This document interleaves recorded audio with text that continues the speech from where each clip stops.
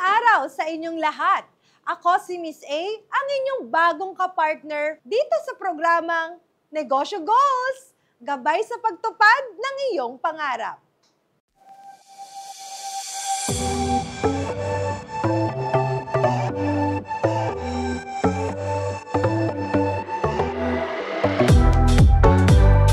Para sa ating A-Goal segment, nais naming magpasalamat sa lahat ng mga nakibahagi sa media launch ng aming show na ginanap sa Don Conejos Green Hills Town Center, Quezon City.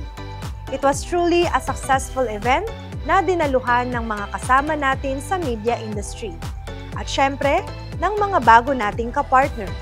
Hindi man halata, pero magkahalong saya, kaba at excitement ang naramdaman ko ng araw na iyon. Dahil ang event na ito ay di lang sa pagpapakilala bilang bagong host ng Negosyo Goals, pero para na rin sa mga kwento na ating ihahatid sa viewers ngayong Season 2. Pang beauty pageant naman ng PEG nang magsimula na ang question and answer portion ng event.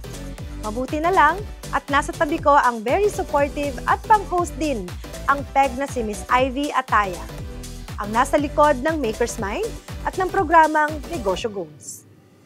Nang araw na iyon, bukod sa ating media launch, nag-live din tayo para sa ating viewers at followers sa social media. And of course, congratulations sa lucky live viewers natin na nakijoin sa ating Q&A portion that day. Ang CSR or Corporate Social Responsibility ay isa sa mga pangunahing prinsipyo ng Maker's Mind Media Production at Negosyo Goals, kung saan nakikibahagi kami sa mga proyektong sumusuporta sa paglago ng ekonomiya ng ating bansa. Ito ay sa pamamagitan ng pagbibigay ng inspirasyon sa mga nag-iisip palang magnegosyo, sa mga negosyante na, at sa mga pinanghihinaan na ng loob sa kanilang pinundar na negosyo. Dahil na rin sa ating programa, patuloy tayong magpapakilala ng mga negosyante, maliit man o malaki, para hingan natin sila ng mga payo pagdating sa pagnenegosyo.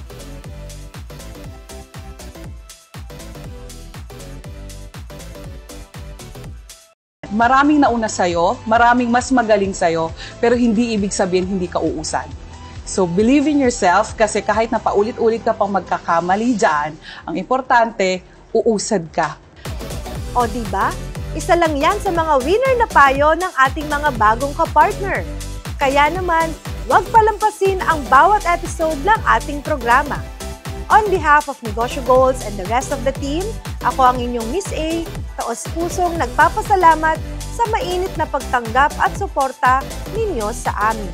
At nais din namin ipaabot ang aming lubos na pasasalamat sa aming business partners na nagbahagi ng ilang exciting gifts as a token of our appreciation para sa ating media friends na naglaan ng kanilang panahon. Unang bahagi pa lang po ito ng ating episode sa umagang ito. Kaya naman, walang maglilipat ng channel at magbabalik pa rin ang Negosyo Goals!